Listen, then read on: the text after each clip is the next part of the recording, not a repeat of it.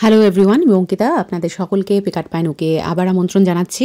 আজকে শনিবার, পেখম খুব সকাল সকালই স্কুলে চলে গেছে, সুইমিং প্র্যাকটিস আছে, তো আমি এখন ওকেই স্কুল থেকে আনতে যাচ্ছি।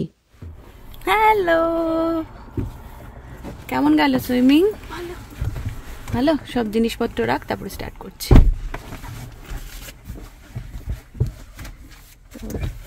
2 ঘন্টার সুইমিং ছিল। বেল্ট লাগিয়ে নে।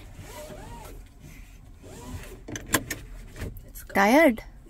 শনিবার তো এমনিতে স্কুল ছুটিই থাকে, তবে এই সুইমিং প্র্যাকটিসের জন্য মাঝে মাঝে আবার শনিবার সকালেও যেতে হয়। সকালবেলা আমি আর নীলাদ্রি দুজনেই ওকে রাখতে গেছিলাম। এখন নীলাদ্রির একটু কাজ রয়েছে, তাই ও বাইরে বেরিয়ে গেল, আমি তাই নিয়ে এলাম। বাড়িতে ফিরে ফ্রেশ হয়ে সোজা রান্নাঘরে চলে এসেছি। এখন ঝটপট লাঞ্চের প্রিপারেশনটা করে নেব। আজকে রান্না তাড়াতাড়ি শেষ করতে হবে, খাওয়া দাওয়াটা করে আবার আমরা বাইরে যাব, কারণ আজকে একটা বড় প্রজেক্টে আমরা হাত দেব। সেটা কি আমি একটু পরেই আপনাদেরকে জানাচ্ছি। তো এই যে ছোলাটা দেখতে পাচ্ছেন, এটা হচ্ছে ওই কাঁচা ছোলা, যেটাকে আমরা কালা চানাও বলে থাকি। সেটা আমি রাত্রেবেলায় ভিজিয়ে রেখেছিলাম। এখন মোটামুটি 5-6টা সিটি দিয়ে এটাকে সেদ্ধ করে নেব। আর এর সাথে আমি একটু সর্ষের শাকও করব বেগুন দিয়ে। সর্ষের শাকটা বেশ কয়েকদিন হলো এনে রেখেছি, তো এখন না করলে ওটা পাতাগুলো হলুদ হয়ে যাচ্ছে, তো সেই জন্য আজকে একটু শাকটাও বানিয়ে নেব। তো এই রান্না বান্না শেষ করার পরে আমি আপনাদের বলছি যে আমরা কি করব আজকে। আমি যখন এই শাক পাতা কাটি তখন আমার এই চপারটা ব্যবহার করি। আগেও আমি আপনাদেরকে দেখিয়েছি 1-2বার। তো এর মধ্যে শাক পাতাগুলো দিয়ে বাটনটা টিপে দিলেই একদম কুচি কুচি হয়ে যায়, ওর মধ্যেই ব্লেড রয়েছে।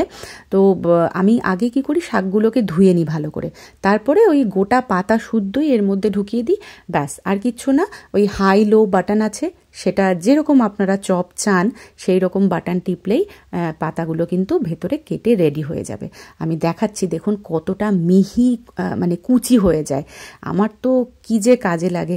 আমি না এই চপারের মধ্যে মাংস কুচিও করে নিই, মানে ধরুন একটু কিমা বানাবো, তখন আমি এর মধ্যেই মাংসগুলো টুকরো করে দিয়ে দিই, আর একদম মিহি করে পেস্ট হয়ে যায়। খুব কাজের জিনিস এটা। দেখেছেন তো কেমন কুচি কুচি হয়ে গেছে।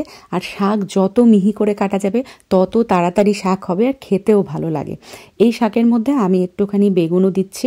আমাদের গাছের বেগুনই আমি নিয়ে এসেছি নিচ থেকে, সেটাকে ডুমু করে কেটে নিয়ে নুন হলুদ দিয়ে একটু হালকা করে ভেজে নিচ্ছি। তারপরে আমি বেগুনগুলো তুলে নিয়ে কড়াইতে তেল দিয়ে একটু সর্ষে ফোড়ন দিলাম আর পেঁয়াজ কুচি দিলাম। এই শাকটাতে না আমি পেঁয়াজ কুচি অ্যাড করি, আমার খুব ভালো লাগে। তার মধ্যে একটু রসুন কুচিও দিলাম। পেঁয়াজ কুচি রসুন কুচিটা একটু হালকা করে ভেজে নিয়ে এর মধ্যে আমি শাকটা দিয়ে দেবো। এবারে এর মধ্যে একটু নুন দিলাম, একটু হলুদ দিলাম, ব্যাস। আর কিচ্ছু না, এটাকে আমি ঢেকে রেখে দেবো। একদম নরম যখন হয়ে যাবে তখন এর মধ্যে আমি কাঁচা লঙ্কা অ্যাড করেছি আর ভাজা বেগুনগুলোও অ্যাড করে দিয়েছি। এই শাকটা কিন্তু আমরা রুটি দিয়ে খাবো, খুব ভালো লাগে। আর হ্যাঁ, আমি এর মধ্যে একটু বড়ি অ্যাড করেছি। বড়িগুলো আমি গোটা দিইনি, আমি ভেজে নিয়ে একটু থেতো করে গুঁড়ো করে নিয়েছি, সেটাই মিশিয়ে দিয়েছি। তাই মুখে খুব একটা বাঁধে না, রুটি দিয়ে ভালো লাগে। এবারে দেখুন কড়াইতে আমি একটু তেল দিয়ে জিরে ফোড়ন দিলাম। তার মধ্যে আমি একটা পেঁয়াজ আর টমেটো পেস্ট করে রেখেছিলাম, সেটাও দিয়ে দিলাম। কাঁচা লঙ্কা দিয়েছিলাম এর মধ্যে, পেস্টের মধ্যে। এরপরে এটা যখন কষে যাবে তখন এর মধ্যে আমি কাশ্মীরি লঙ্কা গুঁড়ো, হলুদ গুঁড়ো, নুন, আপনারা চাইলে চিনিও অ্যাড করতে পারেন, আমি চিনিটা অ্যাড করিনি। এগুলোকে খুব ভালো মতো কষিয়ে নেব। যখন এই মশলা থেকে তেলটা ছাড়বে তখন আবার এর মধ্যে আমি আদা বাটা অ্যাড করে দেবো। আমি আর রসুন বাটা অ্যাড করছি না, আমি রসুন কুচি দিয়েছি। আদা বাটাকে দিয়েও খুব ভালো মতো কষাতে হবে যাতে আদার গন্ধটা চলে যায়। এবারে খুব ভালো মতো কষানোর পরে আমরা কি করব, এর মধ্যে একটু জিরে গুঁড়ো আর ধনে গুঁড়ো দিয়ে দেবো। জিরে গুঁড়োর পরিমাণটাই আমি বেশি দিয়েছি, ধনে গুঁড়োটা কম দিয়েছি। এবারে সব মশলাকে খুব ভালো মতো কষিয়ে নিতে হবে।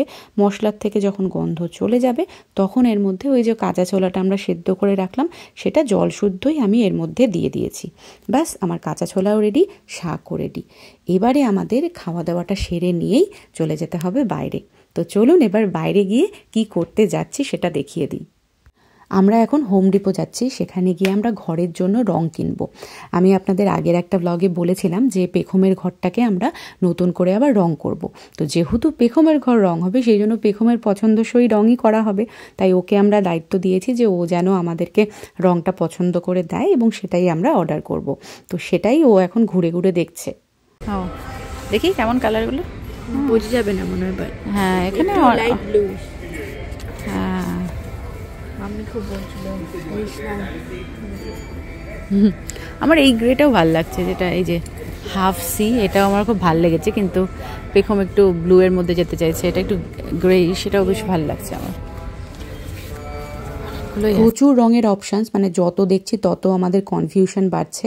তো অবশেষে আমরা রঙটা সিলেক্ট করে নিয়েছি, আমরা ওদের জানিয়েও দিয়েছি। আর আপনারা তো সবাই জানেন যে রঙের একটা বেস কালার হয়, সেটা হচ্ছে সাদা, সেটার মধ্যে যে কালারটা আমরা বেছে দিয়েছি সেটা ওরা মিশিয়ে দেবে। তো দেখুন ওই যে কৌটোটা ওখানে মেশিনের তলায় দিয়েছে এবং সেখানেই ওই রঙের যে পরিমাপটা দরকার সেটা ওরা মিশিয়ে দেবে এবং আমাদের রঙটা বানিয়ে দেবে। আর আমরা যে কালারটা নিচ্ছি সেটার কভারেজ খুব ভালো। আমরা 1 গ্যালনের একটা কৌটো নিয়েছি এবং ওরা বলছে যে 1 কোটেই রং হয়ে যাবে এবং আমাদের যে রুমের যা সাইজ সেই অনুযায়ী এই 1 গ্যালনেই কিন্তু হয়ে যাওয়ার কথা। তো আমরা এখানে আর একটা রং নেব, সেটা হচ্ছে সিলিংয়ের কালার, সেটা হোয়াইট কালারই নেব।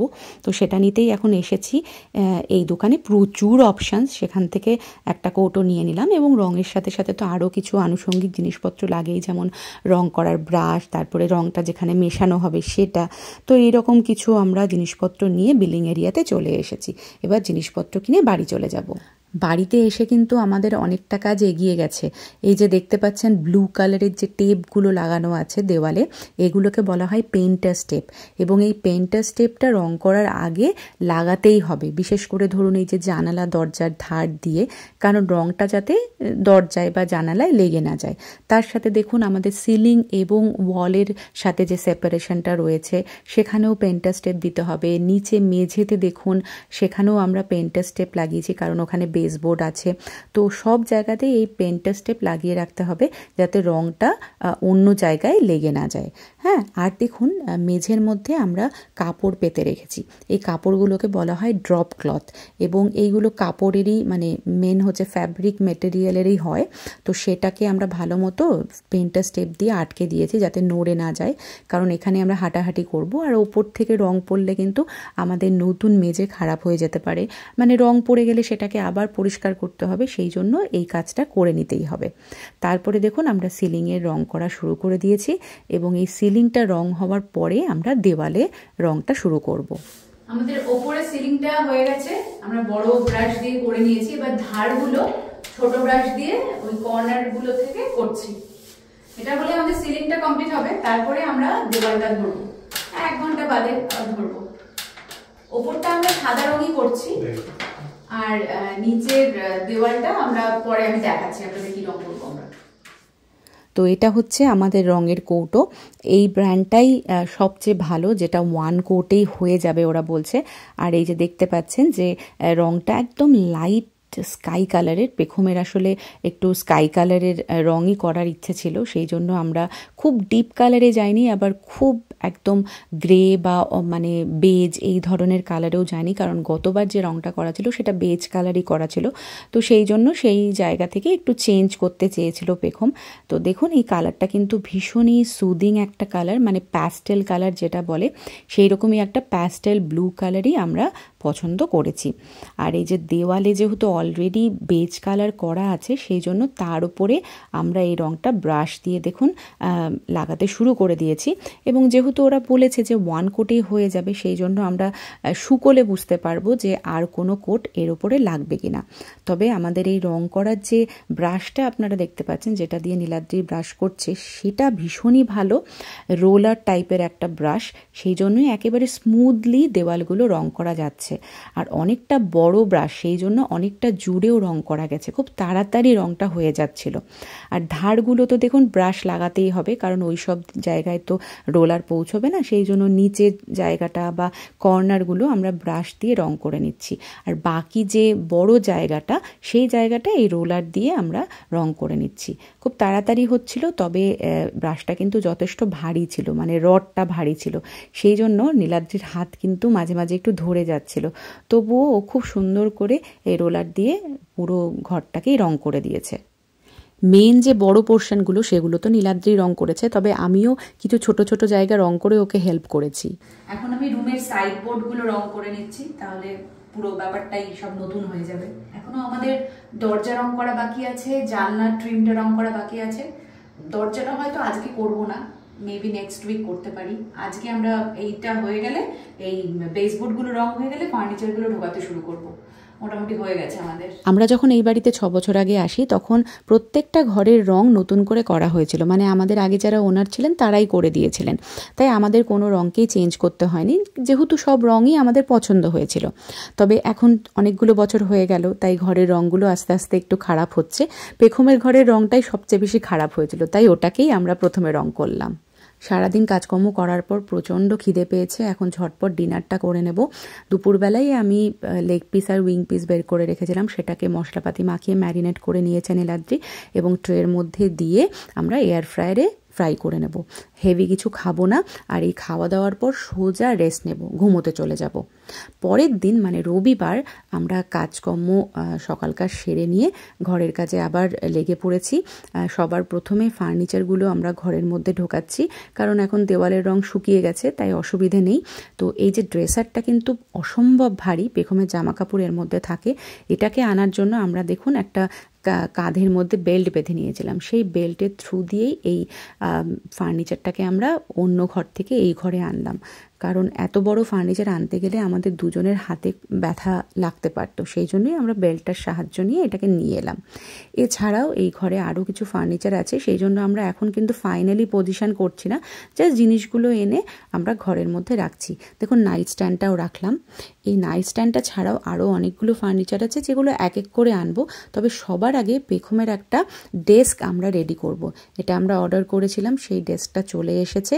এটাকে নীলাদ্রি এখন অ্যাসেম্বল করবে। এটাও একটা উডেন ডেস্ক, যেহেতু পেখমের আগের ডেস্কটা ছোট ছিল, এখন যেহেতু বড় হয়েছে আর এখন পড়াশোনার চাপও বাড়বে, অনেক বইপত্র হবে, সেই জন্যই আমরা একটা বড় ডেস্ক ওকে কিনে দিলাম। এবং এটাকে পুরোপুরি রেডি করার পরই আমরা বাকি ফার্নিচারগুলো আনবো। তো আজকের মতো আমি এই ব্লগটা এখানেই শেষ করছি। পুরো রুমটা যখন সাজানো হয়ে যাবে, অর্গানাইজ হয়ে যাবে, তখন আমি আপনাদেরকে অবশ্যই রুমের একটা ট্যুর দেব। আজকে আসি, ভালো থাকবেন সবাই, আবার আসবো ফিরে। বাই।